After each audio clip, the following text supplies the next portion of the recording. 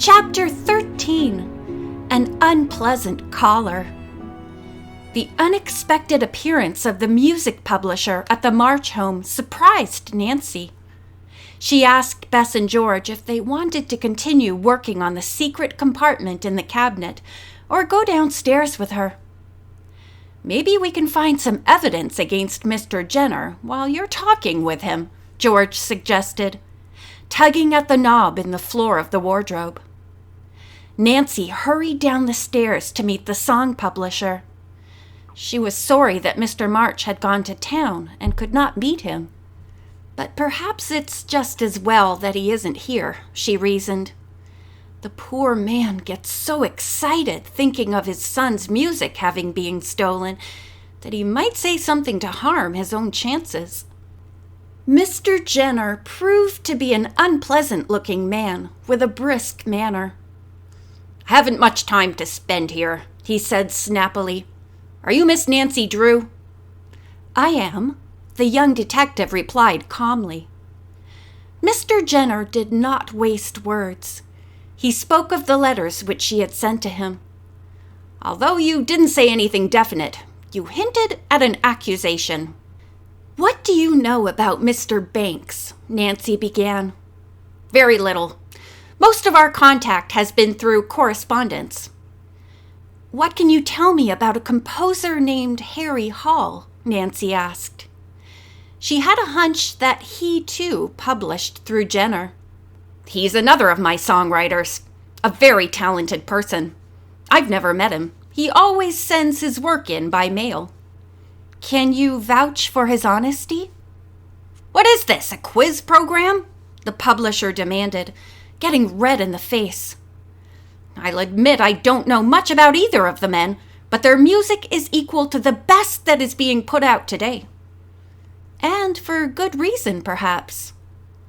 "What do you mean? Don't tell me you think someone else wrote it." "Maybe you should make sure no one else did," Nancy replied, "before you publish it." "Tell me who has been making such insinuations," the man snapped. "I thought I'd give you an opportunity to explain what you know about the matter," Nancy replied. "I've nothing to explain. I published the music in good faith. I'm satisfied that the men with whom I deal are the composers of the songs they submit to me." "And are you prepared to prove it?" "Certainly I am," Mr. Jenner returned wrathfully. He glanced at his watch. "I made a special trip here to see you, and my valuable time has been wasted." "You may not think so later." "What are your reasons for believing that Banks and Hall may be plagiarists?" "I can't tell you at this moment," Nancy responded. "I do suggest that you buy no more music from either of those men until the matter of the rightful composer has been straightened out." "What is the name of the person you claim wrote the music?" "I can't tell you." "Well, it doesn't worry me in the least," the publisher retorted. "Stupid of me to waste so much time coming here." Abruptly, Mr. Jenner left the house. With mingled feelings of annoyance and contempt, Nancy watched him drive away. "Has your caller left so soon?" Bess questioned when Nancy returned to the attic. "We haven't opened the secret compartment yet." "When we do, I hope it will contain something I can use against Mr. Jenner," said Nancy, and relayed the man's remarks. Bess and George were incensed. "All I can say is that he'd better look out," George exclaimed, her eyes blazing. "Well, after all, I do need evidence." Nancy sighed. "Come on, let's get at this compartment again." Nancy gave the knob a quick jerk sideways. A little door pulled up, revealing a recess below. "It's open!" she cried in delight. "Let's hope Phipp's songs are here." Excitedly, Nancy thrust her hand into the hole. "Papers!" she exclaimed. Quickly, she pulled out a handful. It was difficult to look at them by candlelight, so the girls took everything out of its hiding place and carried the contents to one of the bedrooms. Mr. March had returned and eagerly helped Nancy look through the mass of old letters. Bess and George began sorting the other papers. Suddenly, Bess cried out, "Here's a piece of original music! It says, 'By Phip March,' based on a melody composed by his grandmother." The group stared at the double sheet. "Thieves didn't get this, thank goodness," the elderly man muttered. "I'd like to hear it. Will you play it, Nancy?" Everyone went downstairs to the music room.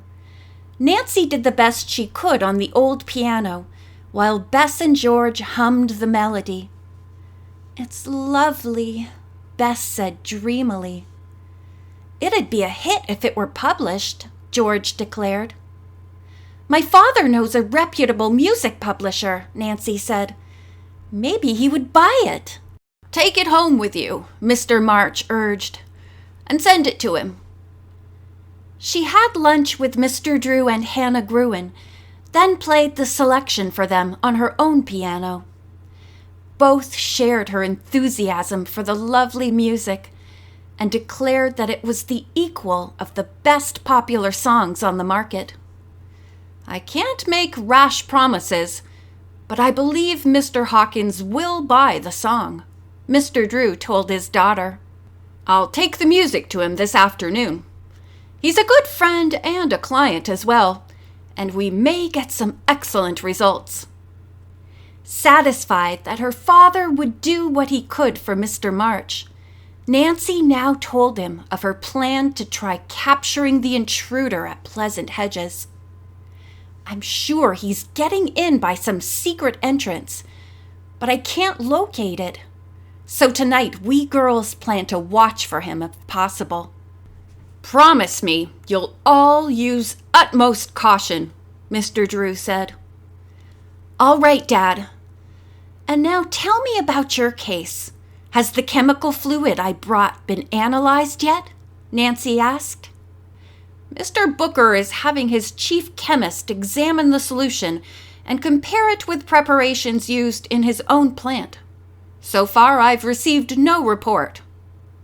"I wish they'd hurry," Nancy said impatiently.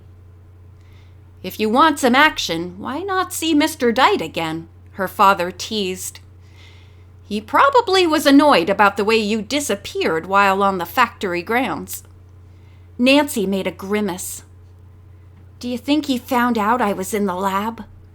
"Mr. Dite is thorough in his methods.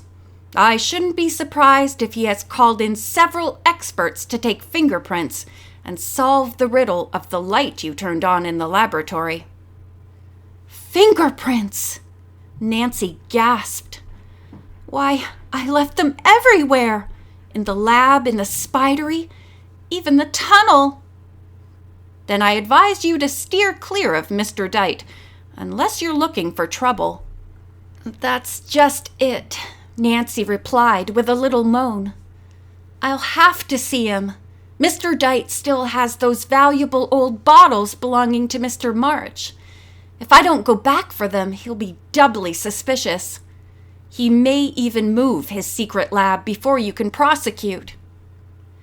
The more Nancy thought of interviewing Mr. Dite, the more she dreaded it. On second thought, though, she doubted that the man had looked for fingerprints. Still, there's no telling what he found out, she reflected. Despite her concern, late that afternoon Nancy drove to the factory grounds. With no outward display of nervousness, she greeted Miss Jones, the private secretary. "May I see Mr. Dite, please?" she requested.